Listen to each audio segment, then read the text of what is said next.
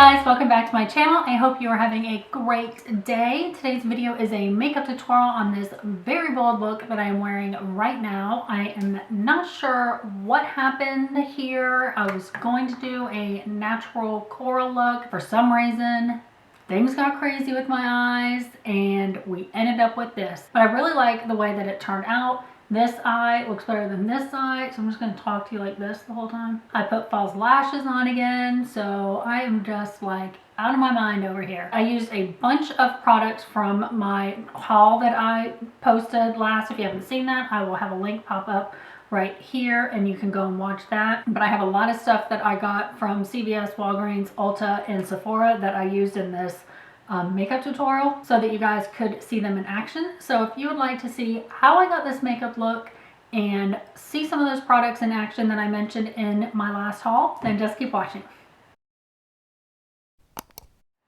I'm going to prime my under eyes with the Smashbox Photo Finish Hydrating Under Eye Primer. It's hydrating and I think it just smooths out any extra dryness that you may have under there. Then we are going to move on with one of the new purchases, the Milani Prime Shield. It looks like this. So it's supposed to mattify and perfect skin, instantly minimizes the appearance of pores and fine lines. My first impression of this is that it feels a lot like the original Smashbox one. It looks similar. It's just kind of like clear gel. This one has a little bit more color to it than the Smashbox one. Another new purchase, the Wet n Wild Eyeshadow Primer. Supposed to dry to a clear finish, keep eyeshadow in place, and make your eyeshadow look better, just like all the other eye primers. And I'm making sure I get all the way down to the lash line and also in the inner corner and then all the way up to my eyebrow. It's really easy to work with. It blended into my skin and my eyelids really nicely. I'm going to go ahead and set it with the Laura Mercier translucent powder because I think if you don't set it for how sticky it kind of feels, your eyeshadows aren't going to blend very well on top of it. So I'm very carefully going to take a little bit of the Laura Mercier translucent powder and set the primer, making sure I don't get it anywhere else. One of the new products, the Bobbi Brown Intensive Skin Serum Corrector, and I have the shade Peach 11. I am going to keep it on the dark circles where I want it to go, just trying to counteract the blue. This little Luxie concealer brush, I got this in a BoxyCharm box, so I'm just going to use this to further spread the color correcting product where I want it to go. Using a small concealer brush like this, we can keep the application very precise. And I do run it into the corner of my eyes also, where I also have darkness. I can always use a beauty blender after if I feel like it needs some moisture added.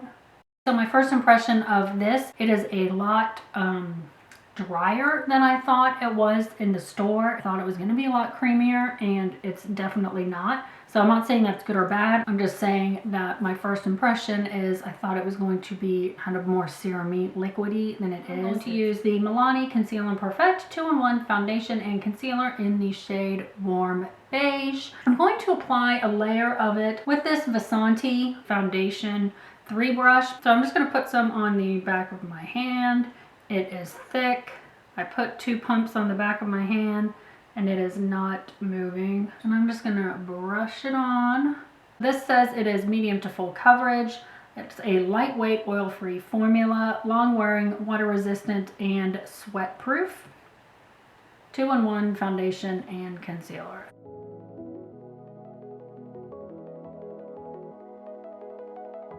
Okay, so that's 2 pumps down. I got 1 more pump.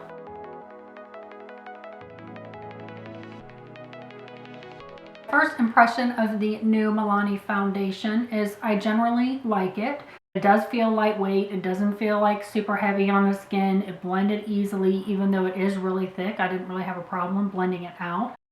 It says medium to full. I put on 4 pumps. I would say it's medium plus. I can still see like some of my redness here and here. Another new product, which is the Makeup Forever Ultra HD Invisible Cover Concealer, and I have mine in the shade Y31. One of my subscribers wanted me to try this out, so thanks for the suggestion. So I had an excuse to buy this concealer. I'm going to put it where I want it to go using the Sigma Large Concealer F65 brush. So I'm just going to do the, oh, this one is light.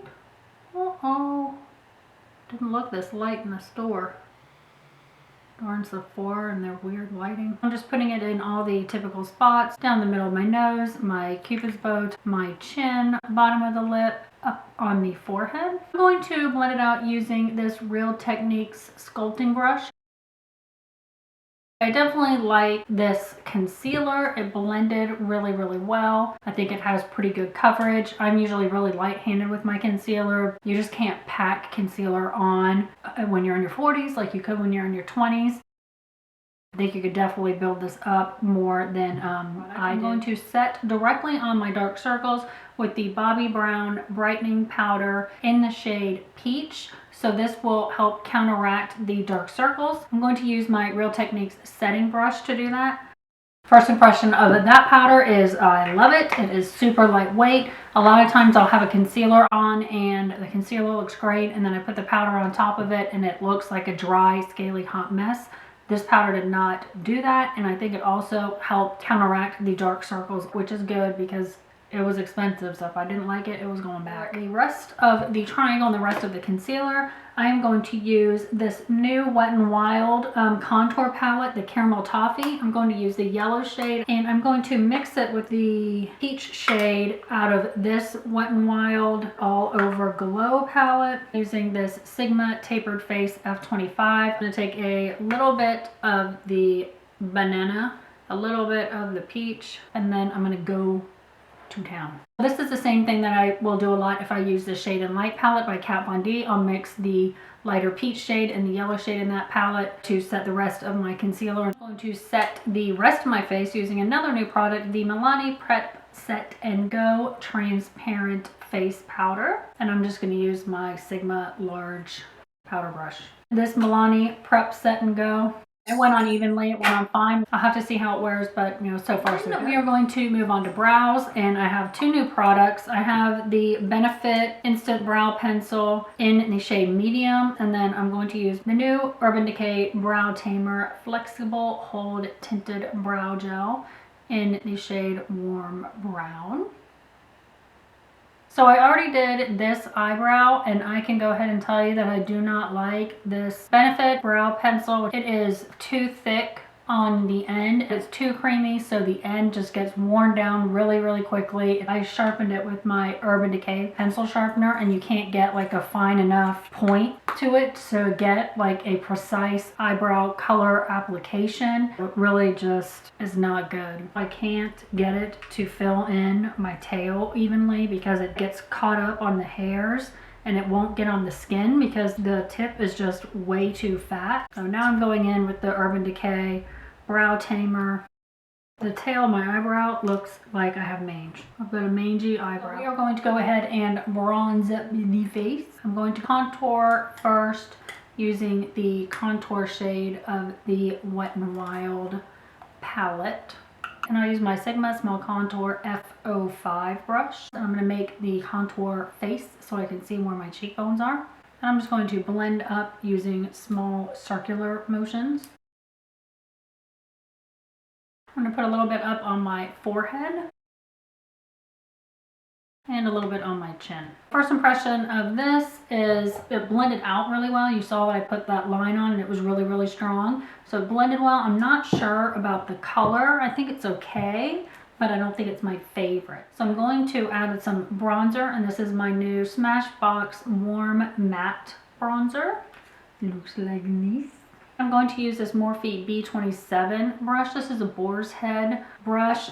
It's supposed to be for bronzer. So I've had it for a long time. I got it off Haute Look, but I don't think I've ever used it. First impression of this bronzer, I really like it. I really like the color. I think it's just a really nice tan color, and because it's matte, you could use this on like a natural makeup day and give yourself like a little bit of a tan. And I liked applying it with this Morphe Boar's Head brush. It did shed a little bit, but I think it turned out really nicely. I'm going to move on to highlight. I will go ahead and use this Wet n Wild Illuminating palette in Catwalk Pink because it's more affordable and it's new. And I'm going to apply my highlighter before my blush today just to try out that technique and see how I like it. I'm using the Morphe Morphe M438 brush to apply the highlighter. I'm going to swirl these three colors together, and then I'm just going to pop it on top of my cheekbones, and I'll run the excess of that down the center of my nose. Give it a bow.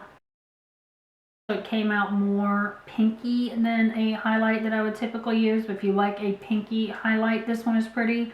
But for me, it's not my favorite. Blush, I'm going to use my Morphe Brushes Blush Palette. I'm going to use this Melanie shade right here. I'm going to use the Morphe M405 blush brush to apply it.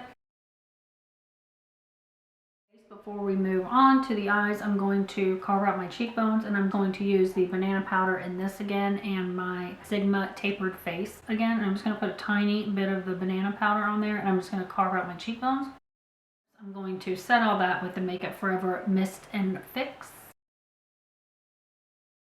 Okay, so I have to voice over this part because the concentration was real when I was doing this eye look. So I'm putting this cream shadow from the palette all over my eyelid and into the inner corner. And then I'm going to go in with this shade and just start working it into the crease in the outer V using the Sigma E35 brush. And I'm using the back and forth motions and then the small little circular motions. And it can get on the eyelid because we're not putting like a super light color on the eyelid.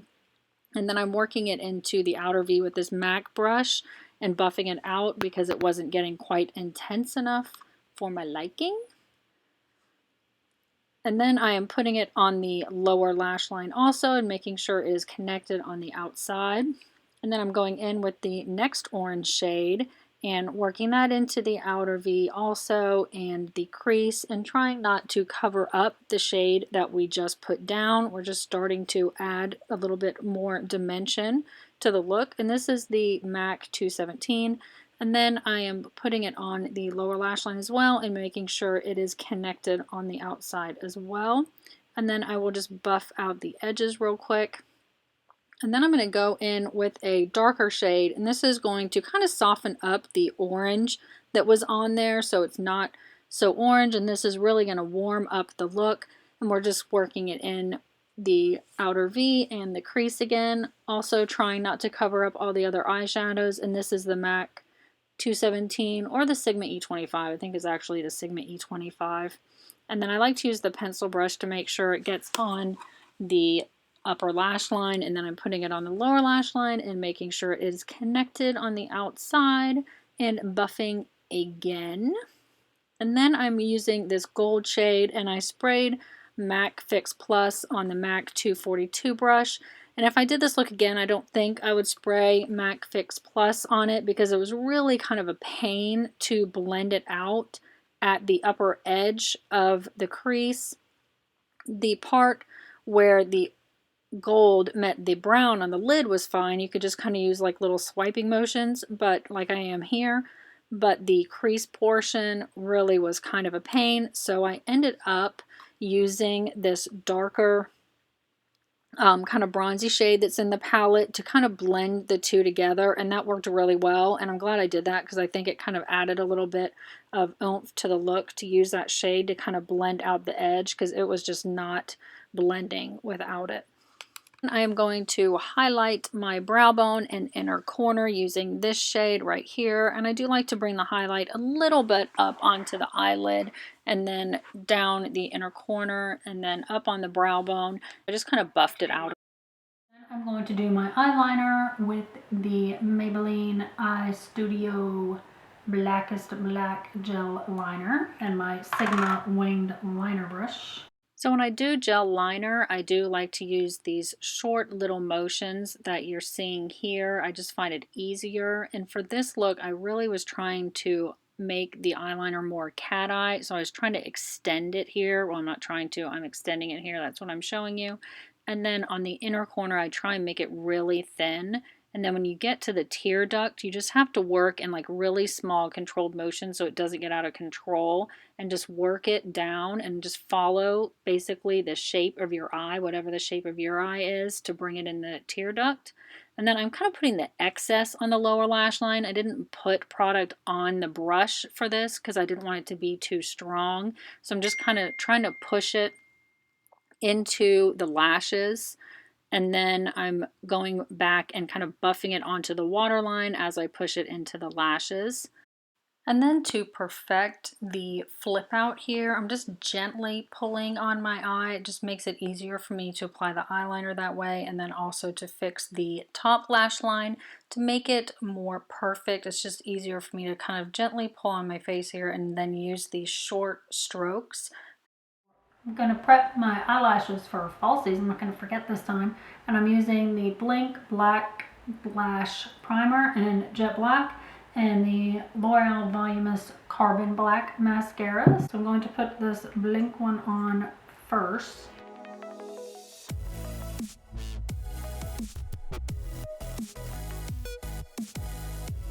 For lashes, I'm using the Ardell Natural 110s. So my camera died, of course, as I was putting them on, but I got it on, and I'm going to put on some of the L'Oreal Voluminous Carbon Black Mascara. Okay, so we are finally ready to finish off this look, and we are going to do it, obviously, with lips. So I am using the L'Oreal Color Riche lip liner in Timeless Coral, and the L'Oreal Color Riche lipstick in number 410 Volcanic.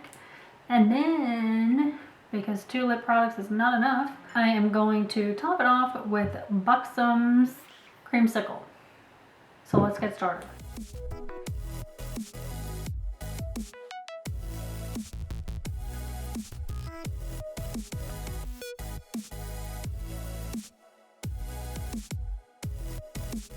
Okay, so now on to the lipstick. And then on to the lip gloss. Which is process.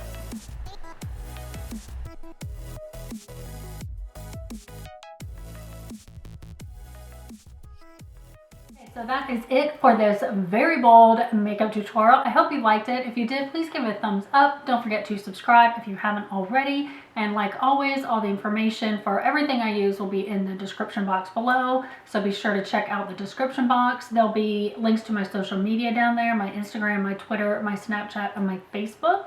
So go follow me on one of those social media sites. If you have any suggestions for any videos you would like to see me do, leave me a comment below. And otherwise, I will see you in my next video. Thank you so much for watching. Bye! If you would like to see the Benefit Cheekathon palette in effect using all these products and how I got this eye look,